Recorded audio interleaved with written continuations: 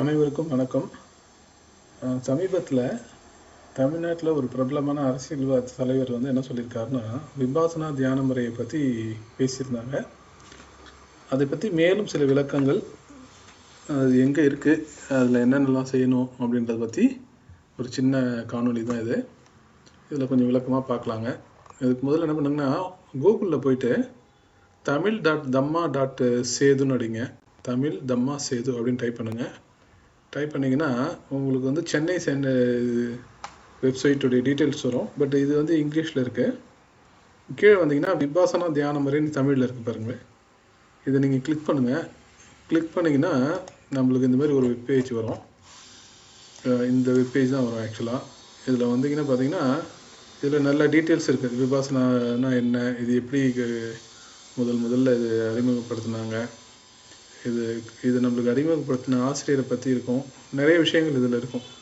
இதில் ஒழுக்க நெறின்னு ஒரு பாயிண்ட் இருக்கும் பாருங்கள். இந்த ஒழுக்க நெறின்னு இதை கிளிக் பண்ணிங்கன்னா இந்த பேஜ் நம்மளுக்கு கிடைக்கும். ஆக்சுவலாக இதில் எல்லா டீட்டெயில்ஸும் படித்து பாருங்கள். நான் கொஞ்சம் ஷார்ட்டாக முக்கியமானதை மட்டும் சொல்கிறேன். இதில் இந்த கால அட்டவணைன்னு இருக்குது பாருங்கள். இந்த பயிற்சி என்ன பண்ணுவாங்கன்னு கேட்டிங்கன்னா, இது ஒரு 10 நாள் பயிற்சி முகாம். 10 நாள் பயிற்சி முகாம் ஷெடியூல்லாம் அது வெப்சைட்லேயே இருக்குது. அது இன்னொரு பேஜில் இருக்கும். அதையும் நான் காமிக்கிறேன். இந்த வெப்சைட்டில் என்ன இருக்குதுன்னு கேட்டிங்கன்னா, ஃபுல் டீட்டெயில் இருக்குது அந்த கோர்ஸை பற்றி. சரிங்களா? ஸோ ஒரு 10 நாள் பயிற்சி முகாமில் நீங்கள் முதல் நாளுக்கு முன்னாடி நாளே போயிடணும். இன்றைக்கி பயிற்சி ஆரம்பிக்கிறதுனா நேற்றுக்கே நீங்கள் அந்த சென்டருக்கு வந்திருக்கணும். மத்தியானமே அங்கே ரிஜிஸ்ட்ரேஷன்லாம் முடிச்சுட்டு இன்ஸ்ட்ரக்ஷன்லாம் கொடுத்துட்டு பயிற்சி முதல் நாள் ஆரம்பிக்கிறது இல்லைங்களா, அந்த முதல் நாள் காலையில் 4 மணிக்கு எழுப்பிடுவாங்க. 4 மணிக்கு விழித்தெழுதல். அவங்க ஒரு மணி அடிச்சுட்டு வருவாங்க.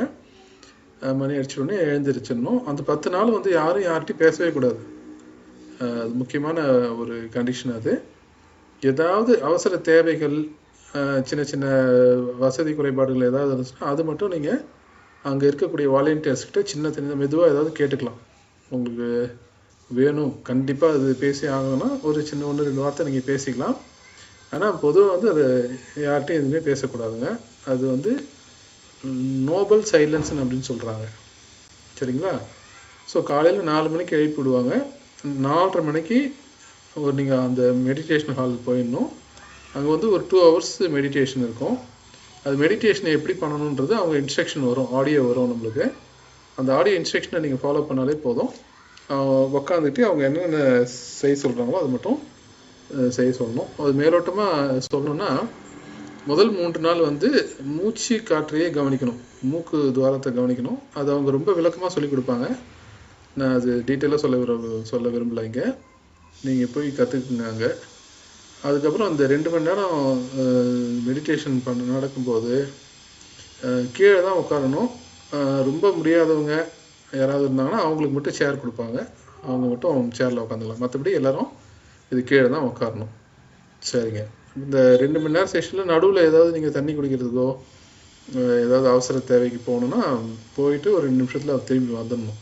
அது அடுத்தது 6:30 மணிலேருந்து 8 மணி வரைக்கும் காலை உணவு, கொஞ்சம் பிரேக் இருக்கும். சாப்பிட்டுட்டு நீங்கள் கொஞ்சம் ரிலாக்ஸ்டாக இருக்கலாம்.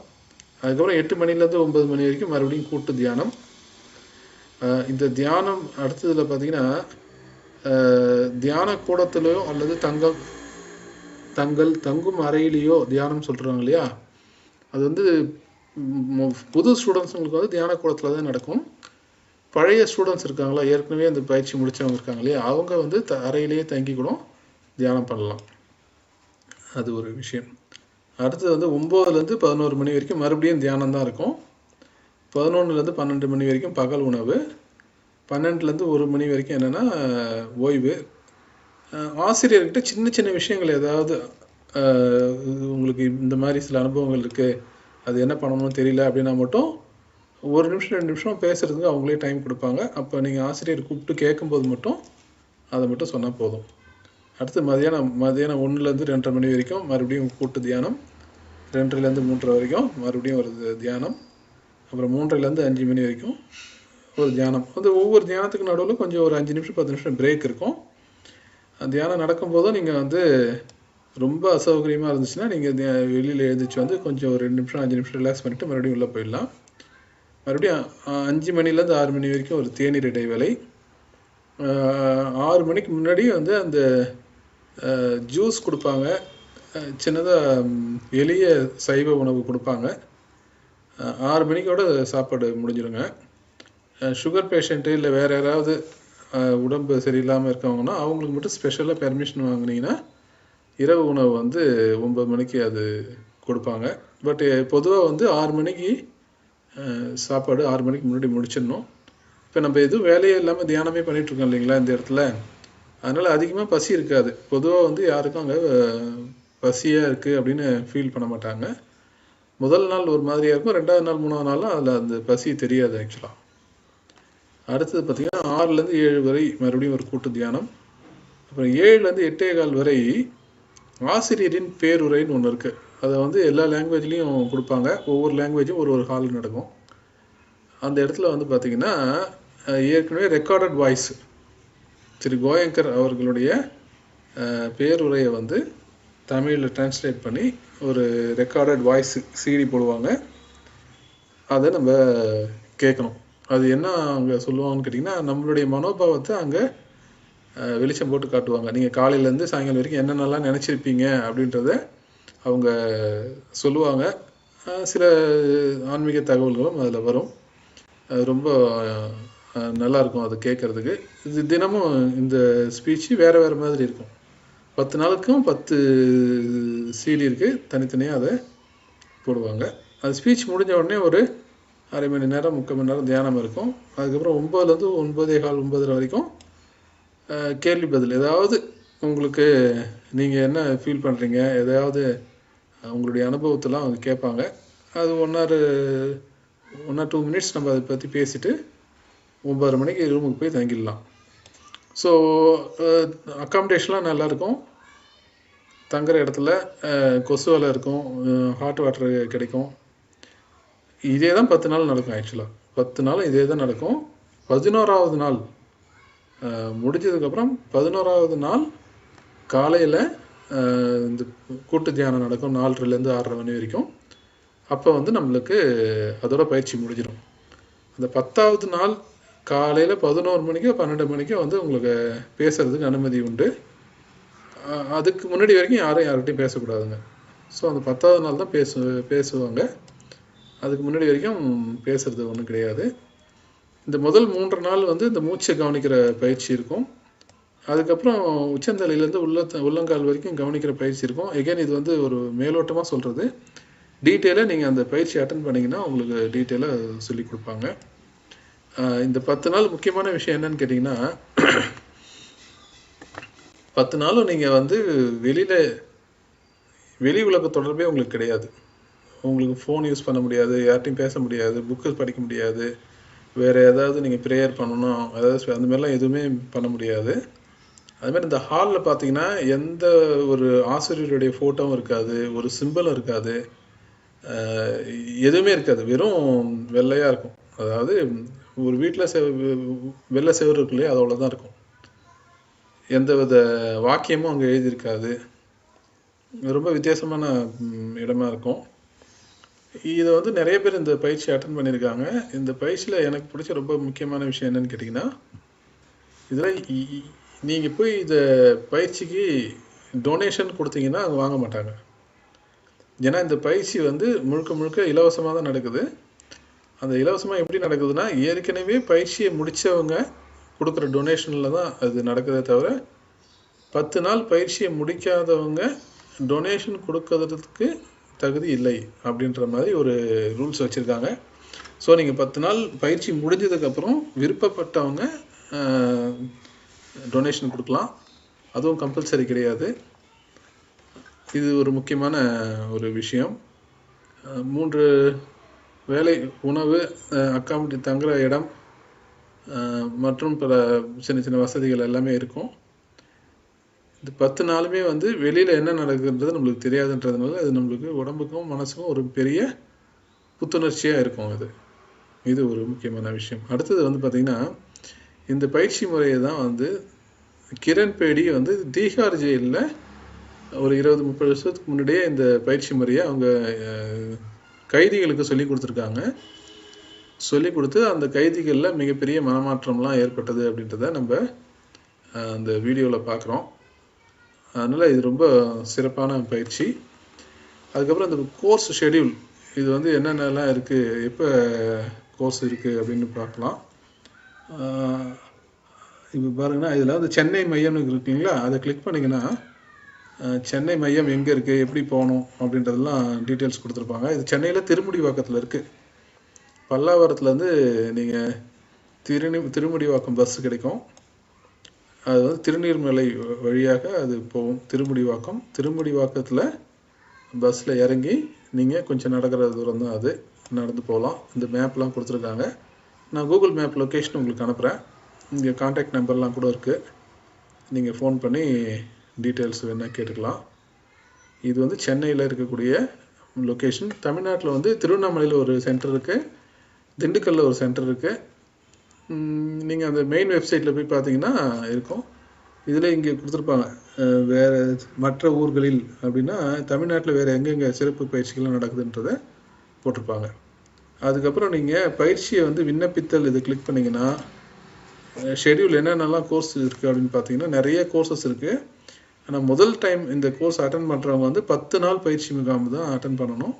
மற்றபடி சில்ட்ரன்ஸ் கோர்ஸும் இருக்குது. ஒரு நாள் சில்ட்ரன்ஸ் கோர்ஸ் வந்து அட்டன் பண்ணலாம். அது எந்த குழந்தைங்க வேணாலும் அட்டன் பண்ணலாம். 10 வயசுலேருந்து 18 வயசு வரைக்கும் இருக்கக்கூடிய சில்ட்ரன்ஸ் வந்து இதை அட்டன் பண்ணலாம். அந்த ஷெடியூலையும் பார்த்துக்கலாம். அது காலையிலேருந்து சாயங்காலம் வரைக்கும் தான்.